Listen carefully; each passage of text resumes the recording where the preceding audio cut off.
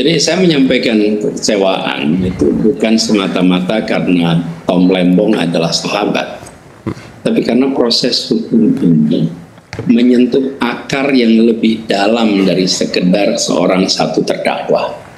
Jadi kekecewaan itu lahir dari rasa keadilan yang tercederai, dari akal sehat yang tidak dihormati bahkan disepelekan, dan dari kecemasan bahwa proses hukum seperti ini bisa bergulir tanpa kendali moral apalagi logika publik. Saya beri ilustrasi.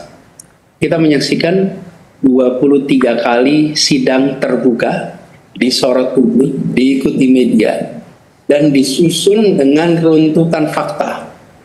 Tapi ketika vonis itu jatuh, seolah-olah 23 persidangan itu seperti tidak terjadi. Seakan kesaksian para ahli, audit yang cacat, bukti yang tidak ada aliran dana, tidak ada mens rea, tidak ada niat jahat, dan itu diungkapkan juga di dalam putusan hakim. Itu semua dianggap tidak relevan. Jadi ini bukan soal kalah dan menang dalam sebuah perkara. Ini adalah tentang apakah logika hukum masih berdiri di atas logika nurani.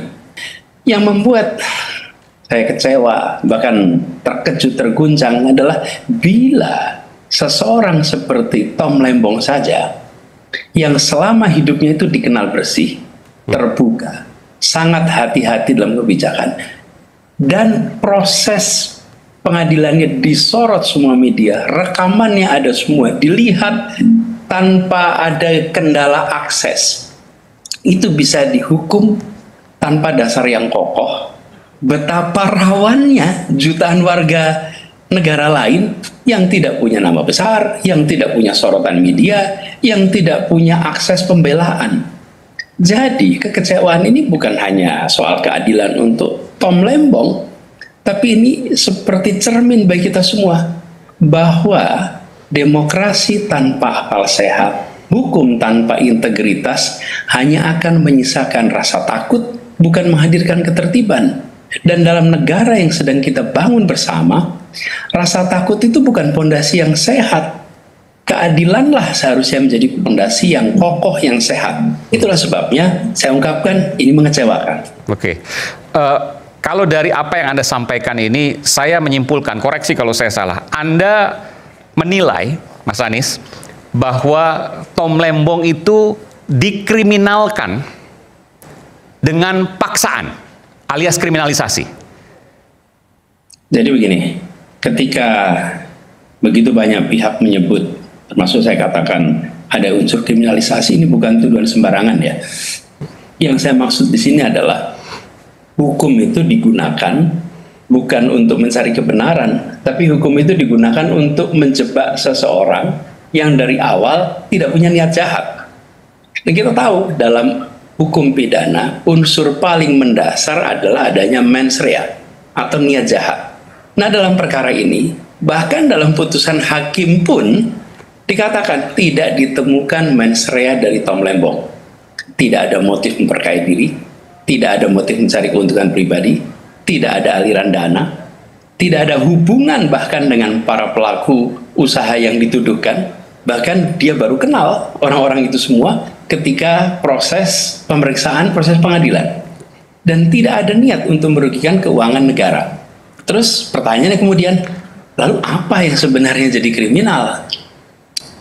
Tom Lembong menjalankan tugasnya sebagai menteri, bertanggung jawab pada sektor perdagangan, sebagai pembantu presiden. Mohon maaf, saya potong sebentar, mohon maaf. Kalau kemudian yang digunakan, saya harus adil juga di sini, yang digunakan oleh jaksa, deliknya adalah memperkaya orang lain, memperkaya pihak ketiga. Bagaimana kemudian itu dijawab terkait dengan kriminalisasi ini? Ya, dan ini adalah satu hal yang saya rasa kita perlu tengok kembali. Hakim bisa merasakan mens reanya ada nggak di situ? Kalau nggak ada, itu yang tadi saya sebut. Kita mencari pasal-pasal yang penting bisa mempidanakan. Disitulah kemudian diperlukan yang disebut sebagai rasa keadilan. Kalau sekedar mencari apa pasal yang bisa dikenakan, saya rasa ada begitu banyak orang yang bisa dikenai. Ada banyak sekali. Jadi saya ingin kembalikan kepada hal yang paling mendasar yang hakim pun menyatakan tidak ada niat jahat, tidak ada mens rea. Nah, ini yang kemudian mengkhawatirkan. Dan kalau boleh saya teruskan ya, kebijakan stabilitas harga pangan, menyelamatkan pasokan, kemudian menghindari krisis sosial, ini sesuatu yang dilakukan dalam kebijakan yang terbuka. Ada regulasinya dan bertindak berdasarkan batas kewenangannya. Sekarang bayangkan, jika seseorang bisa dihukum hanya karena dia mengambil keputusan yang tujuannya menyelamatkan kepentingan masyarakat luas yang barangkali tidak populer, maka yang dikriminalkan di sini bukanlah pelanggaran hukumnya, tapi yang dikriminalkan adalah keberanian mengambil tanggung jawab. Nah, inilah yang akan membuat banyak orang kemudian berpikir ulang untuk berada dalam posisi pemegang tanggung jawab. Karena orang yang disebut ini sebagai pengambil kebijakan yang dikriminalkan, dia akan menjadi rujukan bagi yang lain. Oleh karena itu, bila ini dibiarkan, ini akan punya dampak pada iklim ketakutan bagi para pengambil keputusan publik. Birokrat akan cenderung diam. Biarlah harga naik, biarlah rakyat rumit, biarlah kesulitan mereka. Kenapa? Nah, kalau saya menyelamatkan, dan kemudian kebijakan sebagai bentuk tanggung jawab justru berujung pada kriminal, buat apa? Semua akan ragu, semua akan tidak berani ambil keputusan. Apa efeknya? Negara kehilangan nyali untuk bertindak melindungi rakyat ketika rakyat membutuhkan perlindungan. Kenapa? Karena unsur negara yang bertindak untuk melindungi tidak memiliki rasa aman dalam mengambil keputusan di saat itu.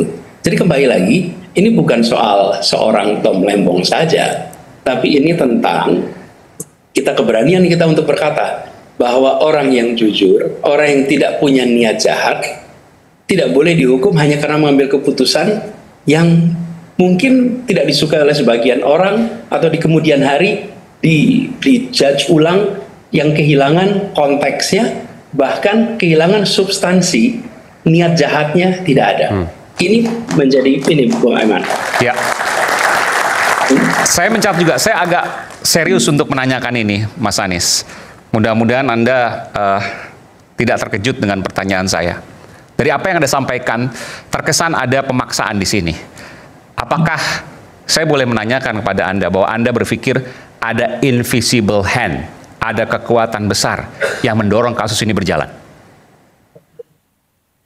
Kita tidak berani berspekulasi tentang siapanya, ya. Tetapi kita menyaksikan ada keanehan-keanehan di sini. Bukan siapa, tapi adakah itu? Kita belum bicara pada siapa. Kalau kita lihat peristiwa yang terjadi ya, Bung Aiman, bila memang ini semua mendasarkan kepada seluruh fakta yang disampaikan di persidangan, mengapa seluruh fakta itu tidak dipertimbangkan ya oleh hakim? Kenapa ya hakim tidak mempertimbangkan itu semua? Seakan-akan dakwaan dan putusan itu seperti sama. Lalu buat apa 23 kali sidang? Sederhana sekali, bukan? Ada kejanggalan. Dan tidak tahu kejanggalan itu terjadi karena apa. Dan saya rasa panelis yang di sana akan bisa memiliki informasi, bukan hanya status data, tapi perspektif terkait proses yang sesungguhnya terjadi di pengadilan-pengadilan. Saya membaca kegelisahan Mas Anies. Termasuk juga pernyataan terakhir Mas Anies waktu di sidang terakhir, ketika Mas Anies menyampaikan, ketika ini didiamkan, ketika penguasa kekuasaan mendiamkan hal-hal seperti ini, maka negara akan runtuh. Bisa dijelaskan, Mas Anies? Ya, karena begini. Jadi kalau kita perhatikan ya, ketika ada ketidakpastian hukum seperti sekarang, maka bayangkan orang-orang yang akan melakukan investasi di Indonesia. Mereka melihat di mana ada kepastian hukum. Dan Tom Lembong ini barangkali salah satu sedikit kasus, mungkin satu-satunya kasus di mana peristiwa tersangka korupsi diberitakan di media internasional. Bung Eman nanti bisa lihat listnya banyak sekali. Dan berita-beritanya itu justru mempertanyakan dakwaan terhadap Tom Lembong. ini Indonesia ini bukan negara paling bersih di dunia. Kita punya masalah korupsi. Dan dunia itu kalau dengar ada orang tertangkap korupsi di Indonesia itu bukan barang yang aneh. Tapi ketika Tom Lembong diperiksa, muncul berita begitu banyak mempertanyakan ini. Jadi kita lihat satu internasional. Yang kedua, bagi para kaum profesional yang terlibat dengan kegiatan pemerintah, mereka kan berpikir ulang. Bila terlibat dalam kebijakan-kebijakan pemerintah dan kemudian ada konsekuensi keuntungan di pihak lain dan tidak ada niat jahat, lalu akibat ada keuntungan pihak lain dianggap merugikan keuangan negara, buat apa berkiprah bersama pemerintah kalau kemudian masalah ini? Yang ketiga, bayangkan best talent kita yang hari ini berada di dunia internasional, yang semua sedang belajar, yang sedang berkarya. Kita semua ingin best brain itu kembali, dan best brain itu terlibat dalam membangun Indonesia. Dan ketika melihat mereka seperti ini, lah, Tom Lembong saja yang orang bisa bekerja di mana saja di seluruh dunia, memilih pulang, memilih bekerja di Indonesia, memilih bekerja untuk pemerintah, untuk rakyat, dan kemudian muncul situasi seperti ini. Pesannya itu pesan yang keliru. Itulah sebabnya penting bagi pemerintah untuk melihat peristiwa ini. Bukan semata-mata soal Tomnya saja, tapi konsekuensi yang terjadi akibat putusan ini itu amat besar dan menyangkut lintas sektor. Belum lagi mereka yang hari ini berada di pemerintahan. Melihat putusan ini, ada begitu banyak kebijakan yang menguntungkan pihak lain, tapi tidak ada mens rea, tidak ada niat jahat. Maksudnya menguntungkan pihak lain? Seperti kesimpulan kemarin kan, Tom itu dianggap merugikan keuangan negara, atau dianggap melakukan tidak korupsi karena menguntungkan pihak lain, memberikan manfaat pihak lain. Nah, ini bayangkan ada begitu banyak kegiatan di pemerintahan hari ini yang bisa masuk ke dalam delik, ya. Bahkan ini apabila ini dibiarkan, itulah sebab penting bagi pemerintah untuk melihat peristiwa ini, mengkoreksi dan memastikan bahwa hukum berjalan dengan benar, dengan baik, dan saya rasa teman-teman yang memang bidangnya hukum akan bisa memberikan rekomendasi yang tepat terhadap langkah yang harus dikerjakan negara menyaksikan peristiwa yang terjadi hari Jumat kemarin. Terakhir Mas Anies, biasanya orang kalau sahabatnya, jangankan teman ya, sahabat yang lebih dekat saja, ketika ia menjadi terdakwa kasus korupsi, maka ramai-ramai meninggalkan. Mas Anies hampir setiap sidang selalu menemani Tom Lembong. Ada alasan khusus di balik itu? Ya, sederhana sebetulnya kalau kita perhatikan soal ini ya, bahwa saya kenal Tom itu sudah lama. Saya kenal Tom itu bukan seperti baru. Nah, Bung Aiman, dalam hidup ini kita akan selalu ada momen di mana kita harus mengambil pilihan, dan pilihan moral itu diuji. Dan ujian itu biasanya terjadi di masa-masa yang kritis.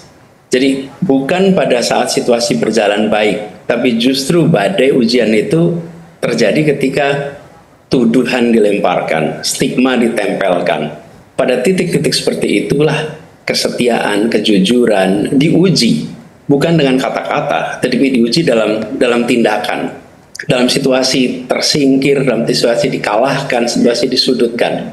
Jadi seperti saya bilang tadi, saya kenal Tom ini bukan dari cerita, tapi dari perjalanan bersama yang lama.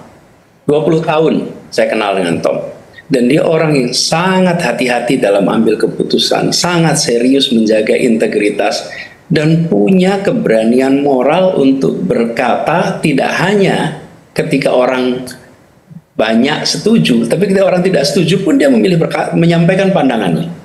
Kita bekerja bersama, kita berpikir bersama, dan saya menyaksikan sendiri bagaimana dia menempatkan kepentingan publik di atas kenyamanan pribadinya. Contohnya? Jadi bayangkan kalau kita bicara tentang kepentingan, beliau memimpin BKPM, di sisi lain dia adalah pimpinan sebuah perusahaan yang terkait bidang investasi. Tapi lihat apa yang terjadi. Dia bisa memisahkan itu semua. Boleh dicek rekornya. Dia justru menempatkan kepentingan negara di atas kepentingan dirinya. Dan inilah yang menjadi banyak orang yang menceritakan kepada saya secara langsung pengalaman berinteraksi dengan kepala BKPM yang selalu menempatkan kepentingan negara dan tidak pernah menempatkan institusi yang menjadi miliknya. Jadi ketika situasi seperti ini muncul, mungkin banyak orang yang menjauh. Tapi justru ketika ditempa dengan cobaan berat seperti ini, saya pilih untuk mendampingi. Dan saya percaya di saat seperti itulah seorang sahabat, seorang manusia, seorang warga negara yang pegang nilai keadilan akan terus hadir. Karena keadilan itu bukan hanya soal sistem, tapi juga soal keberanian untuk tetap melihat manusia sebagai manusia, bukan sebagai label. Dan Anda Mas Anies, berdiri bersama Tom, saya tegaskan nih, saya berdiri bersama Tom bukan karena dia tanpa celah ya. Tidak ada manusia yang tanpa celah. Tapi saya berdiri bersamanya karena saya tahu bahwa dalam perkara ini ada ketidakadilan yang diperlakukan pada dirinya. Dan ketika keadilan belum hadir, maka kesetiakawanan bukan kelemahan. Kesetiakawanan adalah keberanian untuk tetap berdiri di sisi yang benar meski dalam kesunyian dan meski dalam tekanan. Paling terakhir saya ingin tanya kepada Anda pesimis bahwa di sidang-sidang berikutnya, apakah itu banding ataukah kasasi bahkan PK nanti, Tom Lembong bisa bebas karena pasti akan diputus bersalah, atau bisa sebaliknya? Saya optimis bahwa masih banyak orang-orang baik dalam sistem peradilan kita, dan insya Allah orang-orang baik itu akan menyelamatkan proses yang bermasalah dengan menghadirkan keadilan, membuat keputusan yang adil, dan memberikan kepada semua pesan bahwa ambil tanggung jawab adalah sikap yang harus dihormati, dan sikap ini yang harus dilindungi sehingga di kemudian hari semua orang berani ambil tanggung jawab ketika itu untuk kepentingan publik, ketika itu dijalankan dengan cara yang benar. Demikian jawaban saya. Baik, terima kasih Mas Anies Baswedan, sahabat Tom Lembong. Meskipun terdakwa kasus korupsi, tidak serta-merta menjauh, dan juga Gubernur DKI Jakarta 2017-2022. Terima kasih Mas Anies.